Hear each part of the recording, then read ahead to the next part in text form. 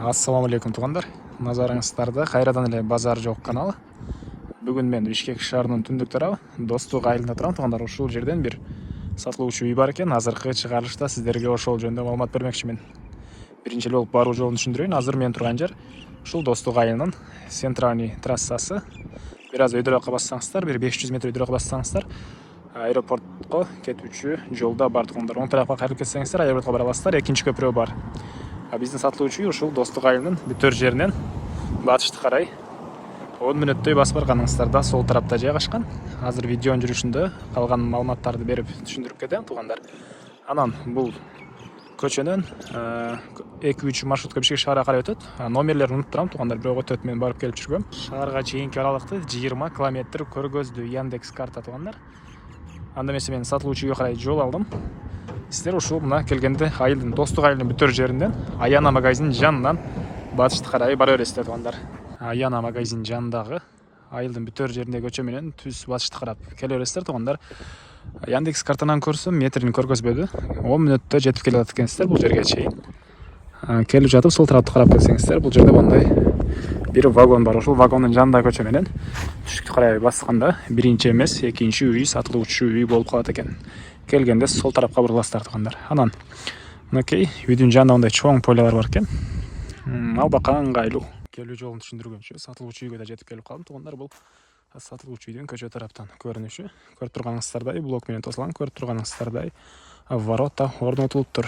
Андан ары короосуна кирип калган маалыматтарды берейин. Бул мына сатылуучу үйдүн короосу. Жеринин аянты 5 сотук. Суу, свет бар экен. Мектеп Достук айылында проект түшкөн. Жер ажыратылыптыр, бирок азыркы учурда жок. Сайдык частный бар экен. Мечит бар туғандар. Анан документтер боюнча кызыл китеп бар экен. Үй жөнүндө айтсак, жарымы бышкан кирпич менен бүтүлгөн, жарымы бышпаган кирпич менен бүтүлүптүр туғандар. Узун турасы 11 ге 8. Алды тарабы көрүп турганыңыздардай стяжка. Анан ал жакта бир мал сарайдагы отункана, үйдүн тышкарында туалеттер бар экен. Азыр сиздерге биринчи эле болуп үйдүн ички тараптарын көргөзөйүн. Андан соң короосуна чыгып дагы калган маалыматтарды көргөзүп беремин туғандар. Үйдүн алды тарабында мондай чакан навес.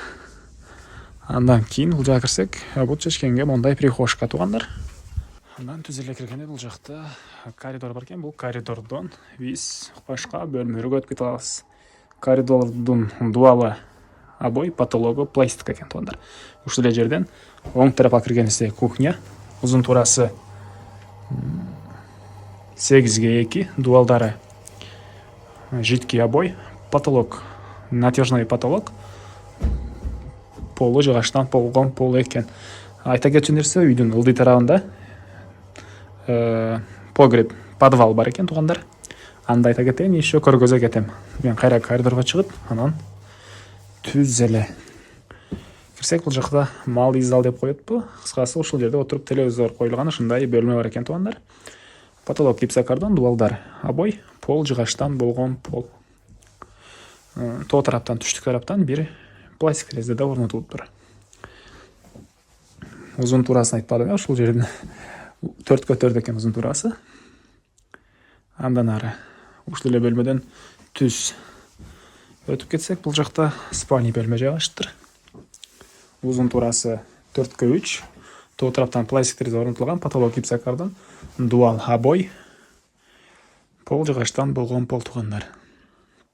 Мына ушундай көрүнүштө. Андан ары кайра эле коридорго чыгып, эң акыркы бөлмө, чоң залды көргөзөйүн. Бул зал. Узун турасы 7,5 га 3,5 экен. Дуалдар обой, потолок пластика. Чыгыш тараптан 2 чоң терезелер орнотулуптур. Полу жыгачтан болгон пол туғандар. Мына ушундай көрүнүштө. Так, эми ички тарабаны болушунча эле маалыматын бердим окшойт. Азыр короосуна чыгып калган маалыматтарды да берейин. Мен кайра эле үйдүн короосундамын туғандар. Бул жакта кандайдыр бир жер жемиш экенге бир аз жер, анан черешня багы, алма багы жана башка көптөгөн бактар бар экен. Анан үйдүн эң эле түштүк чыгыш тарабында мал сарай, 9-10 чоң малга ылайык таштырылган мал сарай бар экен. Стенасы ылайдан болгон стена. Өйдө тарабында сене бал. Көп эле чөп баткыдай көрүнөт, менин оюмча. Аны деле азыр ээсинен сурап айта кетем. Же бул жака жазып коеюн туугандар. Сарайдын ишик тарабына кирип көрөлү. Так. Полу стяжка экен туугандар. Бул жактан бир акыргабы же болбосо мусоруна малдын